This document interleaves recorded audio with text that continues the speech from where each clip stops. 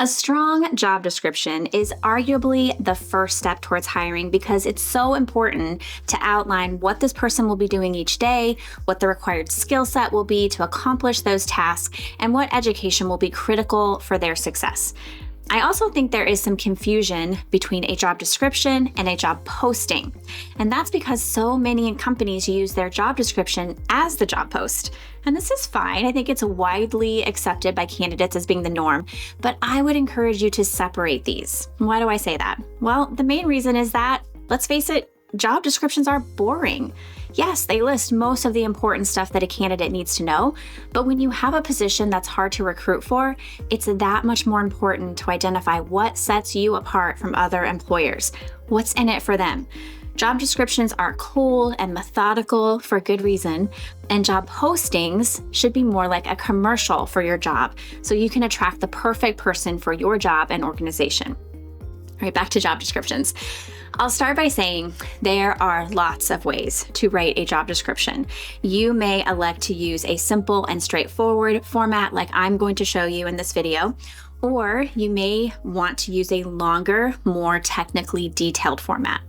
For example, a warehouse job might need to specify physical requirements like lifting 50 pounds, repetitive movements, and how many hours per day someone spends on their feet in that role. A software engineering role, on the other hand, might need exact coding languages, software expertise, or operating systems the candidate must know, as well as unique certifications required. It's also important to note that job descriptions are not only used for recruiting purposes. They're often used in performance management to measure whether an employee is doing a good job for you. They're also used in workers' compensation claims to identify what work restrictions need to be in place, as well as for other legal purposes. This video will give you a foundation, and you can expand from there. Okay, so let's start with the job summary, a high-level overview of the role. This is where you answer, what is this role's purpose? What department or team will they be part of? What impact will they have on the company? An example might look like this. The marketing manager will lead digital campaigns, manage brand strategy, and collaborate with the sales team to drive customer engagement.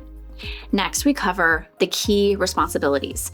This is where you will clearly outline what this person will actually do every day. So you're going to ask yourself, what tasks will they perform daily, weekly, monthly, quarterly?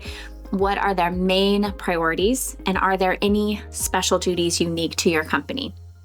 I encourage you to really expand this section to get clear expectations.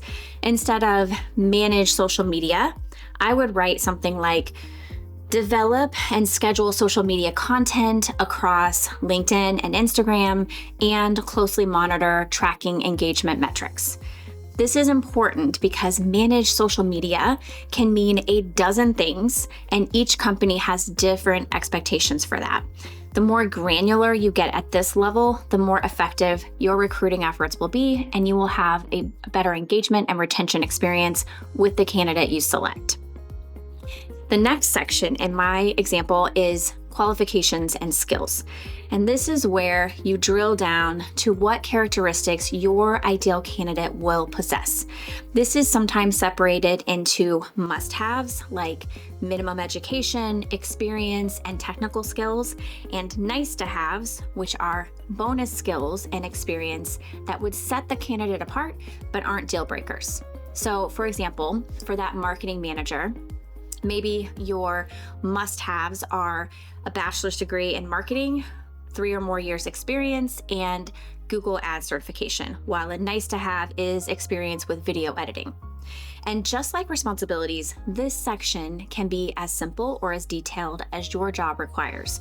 If this role involves operating machinery, writing code, or using specialized software, be sure to list the exact skills needed. And this is also the place where you will identify soft skills like multitasking, excellent communication, and exceptional time management. I like to go even further and add descriptors like proven ability to multitask. This role requires you to manage 8 social media accounts, new product launches, last-minute ad budget changes, and responding to real-time customer feedback while coordinating with the sales team to align messaging. This tells a story to the candidate, and while this may reduce your applicants, since not everyone wants that workload, it will narrow down your ideal candidates and create a much more effective process in the long run. Why do I say that? Because if you have 100 applicants who read proven ability to multitask, chances are 98% of them will say, I got that, I do that all the time. However, when you define multitasking for them, like I did, only 20% will have worked in positions with that level of task juggling. And maybe 5% of those won't want that at all. So, and I'm throwing out random percentages, obviously, but you get my point. Okay, next, we can detail the benefits, but this is not necessary in a job description. It's nice to outline here when the benefits are different for this role than other roles in the company. And again, I like to think outside the box here. What are some of the unique perks that you offer that some of your competing employers don't?